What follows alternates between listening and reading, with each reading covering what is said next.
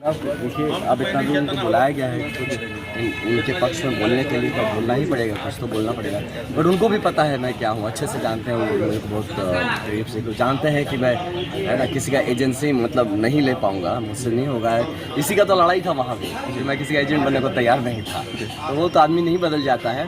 और दूसरा ये चीज़ है कि ये चीज़ समझना चाहिए कि उत्तरदायित्व या आदमी को जिम्मेदारी लेना चाहिए इस बात का। तो उन्होंने खुद ये भी शायद बताया कि मैं उनके पास ही गया था बोलने के लिए। मैं तो बोला था मुझे भाजपा ज्वाइन कराइए, मैं तो आज उन्होंने कहा कि आप भाजपा की सेवा करना चाहते हैं, हाँ कि आप चुनाव लड़ रहे हैं। नहीं, मैं वही बोला था, वहाँ भी बोला था, तो सेवा करने के लिए मुझे ज्वाइन भी तो नहीं कराया जी। तो आप ये सोचिए, सेवा तो मैं तो पहले भी बोला था कि मुझे चुनाव लड़ने का उतना बड़ा ये नहीं, मुझे ऑर्गेनाइजेशन ज्वाइन करा दीजिए, मैं ऑर्गेनाइजेशन के लिए काम करूँ, मैं संगठन के लिए काम करूँ। लास्ट तक मुझे ठेलते गए और लास्ट में कि ऐसी स्थिति में ला के रख दिए, टिकट तो दूर ज्वाइन भी नहीं करा रहे हैं। और जब देखे कि नहीं ये लड़का तो अब उठने लगा, अब ये तो अपनी जगह बनाने लगा, तब अप्रोच करना शुरू किया कि अब आओ तुम ज्वाइन कर लो। तो थोड़ा सा आत्मसम्मान बोल के कुछ होता है। अब मैं चाहता हूँ, भाजपा बहुत बड़ी पार्टी है, तो इसको इतना रिस्पेक्ट किया जाए कि इंसान अपने आत्मसम्मान के साथ। हेमंत बिस्वा शर्मा के बयान के बाद क्या लगता है, आप सख्ते में आए हैं क्या? आपके चेहरे पर सिकन या चुनाव प्रचार में जिस तरह से? नहीं, देखिए ये सब नैरेटिव बिल्डिंग कहते हैं, है ना। अब सुबह सुबह मिले हैं, 3 दिन से सोए नहीं हैं हम, और उसको आप अगर सख्ते में ले लें तो अभी हम वहीं जा रहे हैं फिर से। हाँ, चुनाव प्रचार में उसी क्षेत्र में जा रहे हैं जहाँ पे आए थे, तो ऐसा बिल्कुल नहीं है। देखिए, मैं यही मानता हूँ कि जो बड़े होते हैं ना, मैं किसी पर कटाक्ष नहीं करता। आप देखेंगे मैं नेगेटिव आदमी नहीं हूँ, मैं किसी पर नेगेटिविटी नहीं फैलाता हूँ। हम अपनी ताकत पर लड़ते हैं, और ये अच्छी बात है कि उन्होंने बहुत सारी चीज़ें वो मान के गए, बता के गए, और मुझे कहीं ना कहीं लगा कि वो हमारे लिए स्टार प्रचारक बन गया।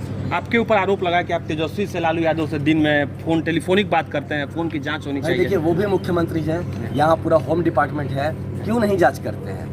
मेरा परमिशन चाहिए तो मैं लिख के दे दूँ कि you can bring my CDR, करा लीजिए कि हम कितनी बार बात किए हैं। हमको तो ये डर लगता है कि जो इनके प्रत्याशी, उनको ना डर लग जाए ये मेरा CDR देखिए कि भाई जो उनके साथ घूम रहे हो तो रोज मेरे से बात कर रहे हैं। तो इस बात पे है ना, उनको ही सख्ते में आ जाएंगे अगर मेरा CDR चेक कर लिया। मैं हाथ जोड़ के विनती करता हूँ कि मेरी CDR चेक की जाए, मैं हाथ जोड़ के विनती करता हूँ कि इन्वेस्टिगेशन किया जाए कि मैं किससे बात करता हूँ, किससे मिलता हूँ, कौन मेरे को पैसे देता है। ये मैं हाथ जोड़ के विनती करता हूँ कि ये सब कर लिया जाए, और उसके बाद आप खुद, लेकिन इतना गट्स होना चाहिए कि जब सच्चाई जो बाहर आए वो पब्लिक में आप मुंह खोल के बोल दीजिए कि सच्चाई में क्या है। ये गट्स हो तभी हाथ लगा। आनंद को लगता है कि अब उन्होंने जिस तरह से कहा कि आपको फिर हम आसाम बुलाएंगे, और वहाँ आपको ज्वाइन कराएंगे, नहीं, मेरे बिना चल नहीं रहा है, ये तो गलत बात है ना। ऐसा थोड़ी, इतने अच्छे अफसर है, चला लेंगे। तो उनको भी थोड़ा सा मोहलत दिया जाए, सबको थोड़ा सा उत्साह दिया जाए, तो अच्छे ऑफिसर से वहाँ पर चला लेंगे। मैं अपने घर आया हूँ, मैं अपने गाँव आया हूँ, और मुझे नहीं लगता कि हमारी जो जनता है यहाँ पे, हमारे जो लोग हैं